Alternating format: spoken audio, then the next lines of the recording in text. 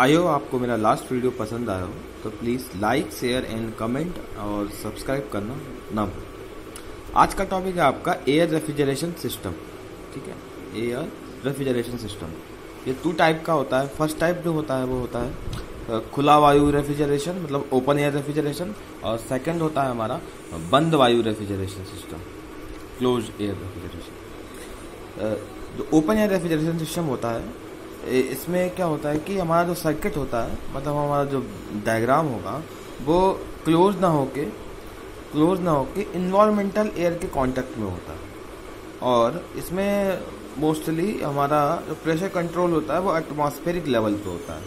मतलब कहने का मतलब ये है कि ये ओपन होगा, ओपन सिस्टम होगा। ओपन सिस्टम में आपने पढ़ा भी होगा 3 टाइप के सिस्टम्स होते हैं, open system, close system and isolated system. तो ये ओपन टाइप होगा, इसमें डायरेक्ट कांटेक्ट होगा आपका एयर से, मतलब वर्किंग फ्लूइड आपका इसमें एयर होगा। ठीक है। सेकंड टाइप है आपका क्लोज एयर रेफ्रिजरेशन। इसमें ऑलवेज हमारा क्लोज सर्किट होगा, मतलब हमारा सर्किट क्लोज होगा। और इस प्रकार के सिस्टम में जो पाइप है, पाइप में प्रेशर सदैव एटमॉस्फेरिक से ज़्यादा ही होगा। ठीक है, एटमॉस्फेरिक प्रेशर से अब भी वर्क करेगा इसमें पूरा साइकिल है। और इसमें रेफ्रिजरेंट एयर भी हो सकता है और मोस्ट ऑफ द केसेस में अदर रेफ्रिजरेंट भी होता है। अब आज उसके बाद आपका टॉपिक आता है रिवर्स कार्नोट साइकिल। ठीक है, reverse Carnot cycle. Reverse Carnot cycle में हम जो रेफ्रिजरेंट यूज करते हैं वो होता है हमारा एयर। ठीक है, air is use as a working refrigerant. ठीक है, ये इसके पीवी एंड टीएस डायग्राम है। ठीक है, पीवी एंड टीएस डायग्राम है। इसमें जो प्रोसेस हमारा 1 to 2 होता है, 1 to 2 प्रोसेस होता है जो हमारा, वो होता है हमारा आइसेंट्रोपिक कंप्रेशन। आइसेंट्रोपिक कंप्रेशन का मतलब क्या है, हमारी एंट्रोपी जो होगी, एंट्रोपी कांस्टेंट होगी, या लिख सकते हो TS change in entropy equal to 0। ठीक है, टीएस डायग्राम में आप देख सकते हैं कि ये एंट्रोपी प्रोसेस 1 to 2 सेम है।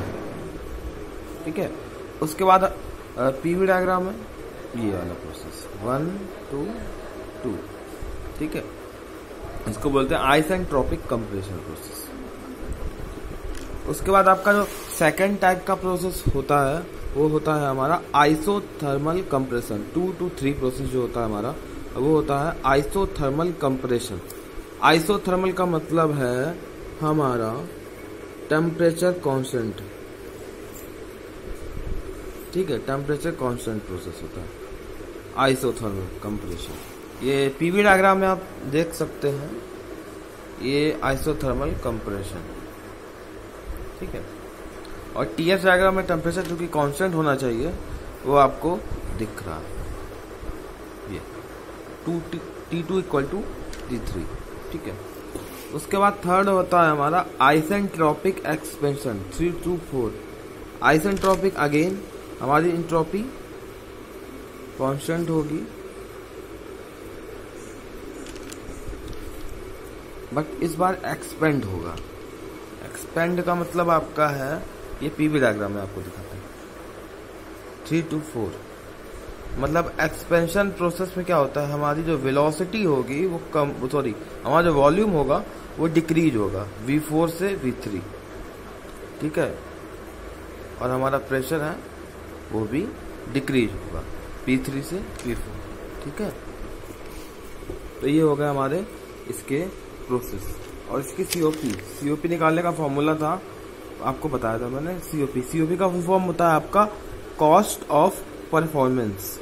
ये होता है refrigerant effect upon work input. ये होगा आपका T1 upon T2 minus T1। यहाँ पे T1 हमारा है इस यहाँ पर लोअर टेम्परेचर। ठीक है, और T2 हाई टेम्परेचर।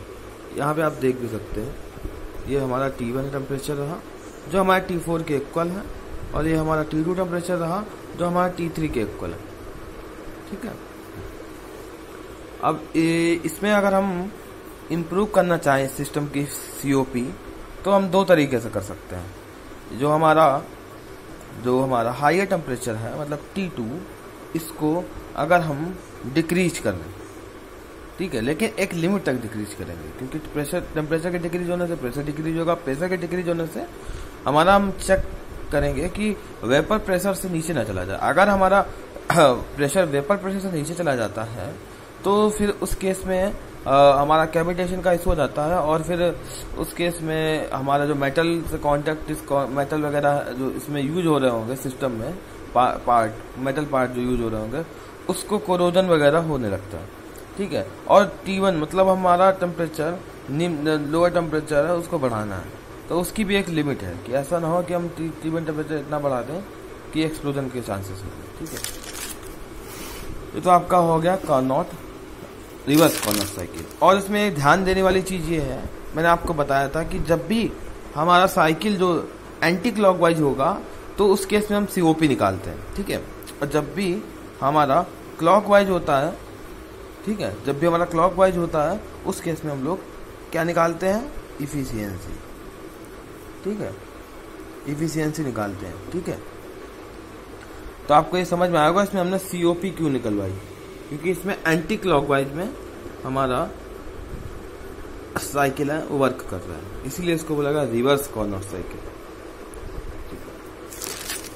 अब आपका अगला साइकिल है वेल कोलेमन और रिवर्स ब्रेटन और जूल साइकिल। ठीक है, आपसे किसी भी नेम से क्वेश्चन एग्जाम में पूछा जा सकता है कि बेल कोलेमन साइकिल क्या होता है, रिवर्स ब्रेटन साइकिल क्या होता है, या जूल साइकिल क्या किसको बोलते हैं।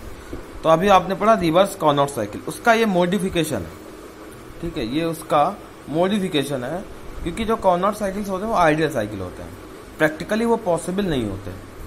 ठीक है, तो उसमें कुछ मॉडिफिकेशन किए गए ताकि हम इसको प्रैक्टिकली यूज कर सकें। इसके मेन फोर कंपोनेंट होते हैं। पहला होता है रेफ्रिजरेटर, दूसरा होता है कंप्रेशर, तीसरा होता है cooler and fourth one is expander. ये एंटी क्लॉकवाइज होता है तो इस केस में हम लोग COP निकालेंगे। ठीक है, ये आपका रेफ्रिजरेटर होता है पार्ट, ये कंप्रेशर लगा हुआ है, ये आपका कूलर लगा हुआ है, और ये आपका एक्सपेंडर है।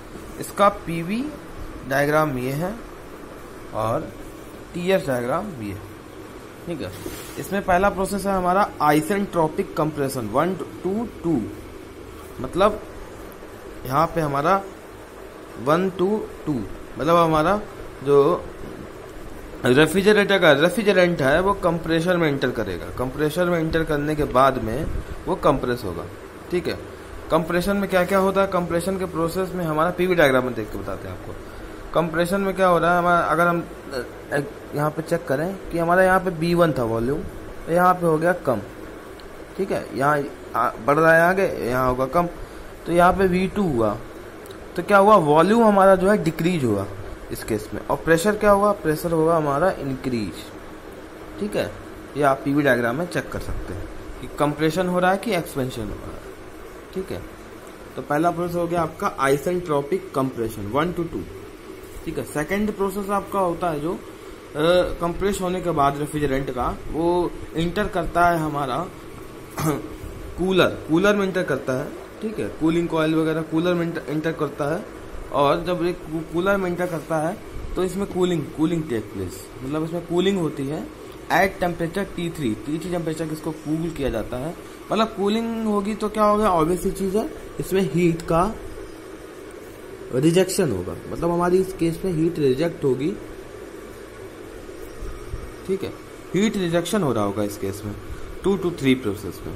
आइसोबारिक प्रोसेस, आइसोबारिक का मतलब होता है हमारा प्रेशर है P2 और P3 सेम रहेगा, मतलब हमारा प्रेशर होता है कांस्टेंट। आइसोबारिक प्रोसेस का मतलब होता है कांस्टेंट प्रेशर प्रोसेस। ठीक है, फिर हमारा आता है थर्ड नंबर पे 3 to 4 प्रोसेस हमारा मतलब कूलर से निकलकर अब ये एक्सपेंडर में जाएगा। एक्सपेंडर में जब ये जाएगा तो एक्सपेंड होगा तो मतलब 3 to 4, मतलब इस केस में क्या हो रहा है, हमारा वॉल्यूम V3 से बढ़कर V4 हो जाएगा और प्रेशर P3 से P4 हो जाएगा। ठीक है, प्रेशर आपका यहाँ पे कम हो रहा है, आपने चेक किया PV डायग्राम में। ठीक है, तो ये आपका हो गया, इसमें वॉल्यूम V3 से बढ़के V4 हो रहा है। ठीक है, इंक्रीज हो रहा है, और प्रेशर P3 से बढ़ के P4 हो रहा है, डिक्रीज हो रहा है। ठीक है, ये भी आपका आइसेंट्रोपिक प्रोसेस होता है, मतलब आपका आइसेंट्रोपिक मतलब S3 इक्वल टू S4। ये आपको TS डायग्राम में दिखेगा, ये देखिए प्रोसेस 3 एंड प्रोसेस 4, मतलब S3 इक्वल टू S4 यहाँ पे हम देख के लिख सकते हैं। ठीक है, आपका लास्ट प्रोसेस है आइसोबारिक हीट एडिशन। ये जब हमारा रेफ्रिजरेंट यहाँ से एक्सपेंशन डिवाइस से रेफ्रिजरेटर में इंटर करेगा, तो ये वो वाला 4 to 1 प्रोसेस है। इसमें क्या होगा, हमारा कांस्टेंट प्रेशर पे हीट का एडिशन होगा। ठीक है, कांस्टेंट प्रेशर पे हीट का एडिशन हो रहा है, ये वाला process. P4 equal to P1। ठीक है, तो ये होगा आपके सभी प्रोसेस बेल-कोलमन साइकिल के। उसके बाद इस केस में COP निकालेंगे। COP क्यों निकालेंगे, क्योंकि ये सब एंटी क्लॉकवाइज प्रोसेस है। एंटी क्लॉकवाइज जो भी होता है साइकिल लूप होता है, वो हमारा हमेशा वर्क एब्जॉर्बिंग डिवाइसेस होती हैं। जो भी वर्क एब्जॉर्बिंग डिवाइसेस होती हैं उस केस में हम लोग COP निकालते हैं, कॉस्ट ऑफ परफॉर्मेंस। और जो हमारी वर्क प्रोड्यूसिंग होती हैं, जो क्लॉकवाइज होती हैं, उस केस में हम लोग निकालते हैं एफिशिएंसी। COP का फॉर्मूला क्या है, heat addition plus work input, मतलब desired effect upon work. Work हो गया हमारा heat addition minus heat rejection. Heat addition क्या, हमारा 1 to 4 जो प्रोसेस था उसमें हीट एडिशन हो रहा था। ओके, जब हम एक्सपेंडर से रेफ्रिजरेटर में जा रहे थे, कांस्टेंट प्रेशर पे है तो यहाँ पे CP लेंगे। ठीक है, CP T1 माइनस T4। और हीट रिजेक्शन जो हो रहा है वो हमारा हो रहा है 2 to 3 प्रोसेस में, कूलर के केस में। यहाँ पे भी कांस्टेंट प्रेशर पे हो रहा है तो हम CP लेंगे। आपने फॉर्मूला पढ़ा होगा mCP डेल्टा T। इसमें मास ले लिया, मास सेम है तो कट गया। ठीक है, और ये heat rejection mCP T2 minus T3 2 to 3 process के लिए, और heat addition CP T1 minus T4 4 to 1 process के लिए। ओके, इसको फिर हमने फॉर्मूले में रखा तो ये हो गया heat addition CP T1 minus T4 upon से heat addition minus heat rejection, CP cancel हो जाएगा।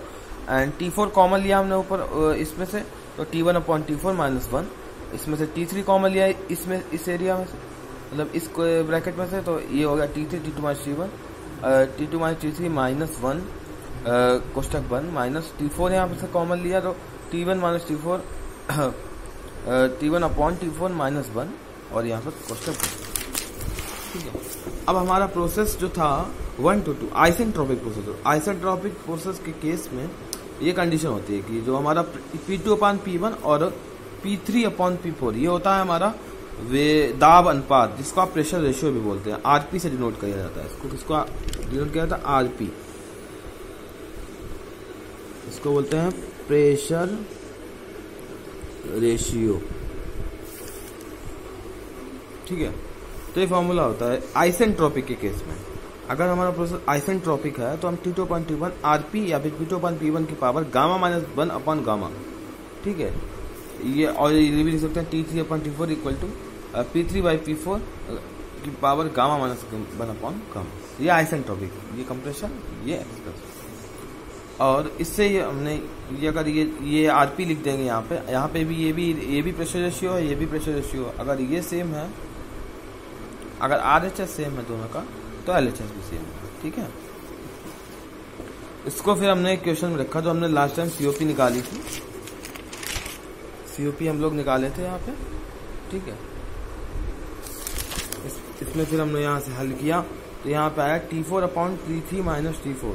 इसको सिंप्लीफाई करेंगे आप तो यही आएगा आपको। ठीक है, फिर इन्होंने क्या किया है कि T4 को इन्होंने नीचे दे लिया। ठीक है, 1 upon T3 minus T4 minus 1, T4 से इन्होंने ऊपर और नीचे डिवाइड कर दिया। ठीक है, सिंपली, तो ये आ गया T3 upon T4 minus 1। T3 by T4 की यहाँ से इन्होंने वैल्यू पुट कर दी है, P3 बाई P4 की power gamma minus 1 upon gamma. ठीक है, तो 1 अपॉन P3 बाई P4 की power gamma minus 1 upon gamma minus 1। ठीक है, उसके बाद इन्होंने इसको लिख दिया है RP प्रेशर रेशियो। तो COP आ गई हमारी बेल-कोलमन साइकिल की, इसको बोलते हैं रिवर्स ब्रेकडाउन साइकिल भी और जूल साइकिल भी। 1 अपॉन RP की power gamma minus 1 upon gamma minus 1। Okay, अगर आपको ये वीडियो पसंद आया तो प्लीज़ सब्सक्राइब करें।